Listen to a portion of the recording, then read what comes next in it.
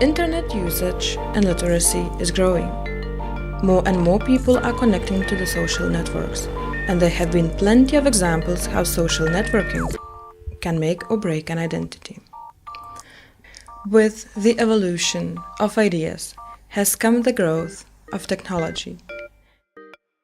As the times passed and we grew smarter, so did our methods of communication grow subtler. In an age where the internet dominates and social networking sites gain thousands of new members every day, our identities are now online. How much do we consume and share online? Does the open nature of the internet offer unlimited possibilities? And if so, how many of these can turn out to be threats? Can one click change your life? My name is Manta Sabaliauskaitė, and I would like to find out how one click could change our lives. As creative industries and cultural policy student, I would like to find out what kind of dangers lies in internet. For example, social networks such as Facebook or Twitter. So I would like to start our journey with a talk with social media lecturer Dave Hart.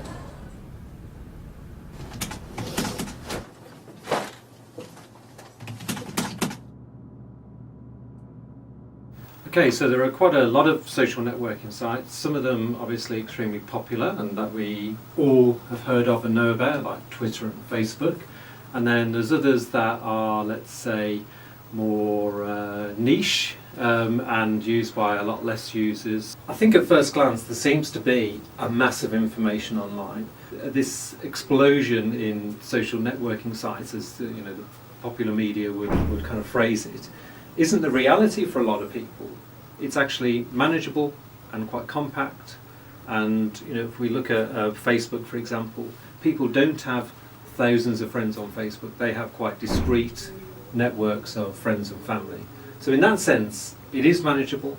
I think what we're really talking about is the way in which there's been a mass take-up of this and what that means. But we can see that it's causing friction and, if not, a small amount of chaos. So, for example, Ryan Giggs brought out an injunction against him being named in the mainstream media. This gossip was going around, and so it made a nonsense, really, of the process of the law, which said we cannot name this person. Amanda Todd found out the deadly side of social networks at the age of 15. The Canadian girl experienced cyber-stalking at its worst, when an unknown predator persuaded her to take explicit photos, which he then posted online for the world to see.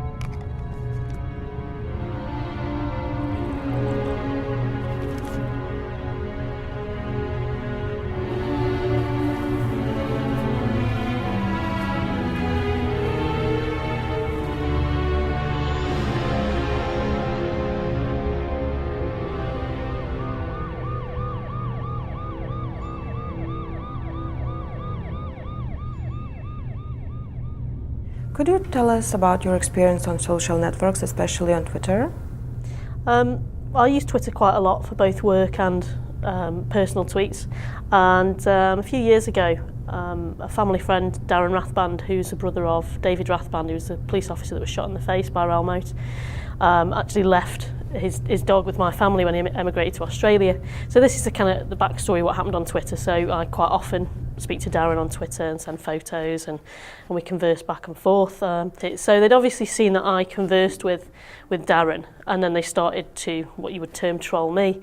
So they did this from a number of accounts. It was pretty relentless. So they targeted my family, my partner, the university as well. And I think I was kind of surprised by the relentlessness of it, and also how it made me feel, because you always think you're quite separated when you're online.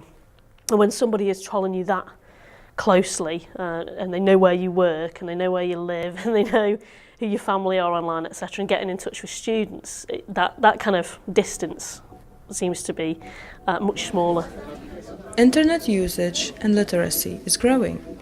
More and more people are connecting to the social networks, and there have been plenty of examples how social networking sites can make or break an identity. So, Dominique, maybe you can tell us for what kind of purposes you are using social networks? Well, mainly I use Facebook to basically show my photos. You know, when you upload photos anywhere on Flickr, anywhere, you can get contacted by anyone if they like your photos. I used to work for a company that was doing product shots, like electronics and stuff, and they allowed me to upload all the photos I took of their products to, my personal portfolio. So I got quite a few requests for a job from there. Well, of course, I use Facebook to talk to my friends, my old friends back in my country, Lithuania, and it's. I think it's a fantastic tool just to connect with people. Many people seem to suffer due to the nature of social networks, but aren't there many who benefit from it? I was wondering, what causes this contrast to exist? Is it just the nature of different human personalities, or is it something deeper? There must be an existing virus or flaw that exists within the social networking system that can allow others to invade the privacy of its users. What are the major areas of law that social media users are likely to come up against?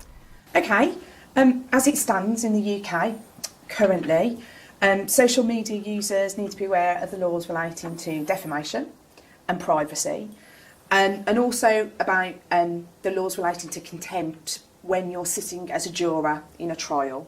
In Britain, the law recognises the right of freedom of expression. So it's most basic, that's the right for a person to say whatever you want to say.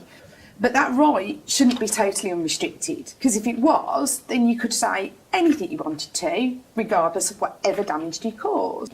And that's what defamation is about in a nutshell, trying to strike this balance between the right to freedom of expression and a defendant's right to say what he wants to say, with the right of a claimant to protect their reputation, to stop them from being damaged by when people are saying and making comments about them. So defamation gives a person a right to bring a legal claim where someone has made in the public an untrue statement about someone that could damage that person's reputation. You don't have to prove it actually would damaged, it's enough to show that it could. It is unstoppable.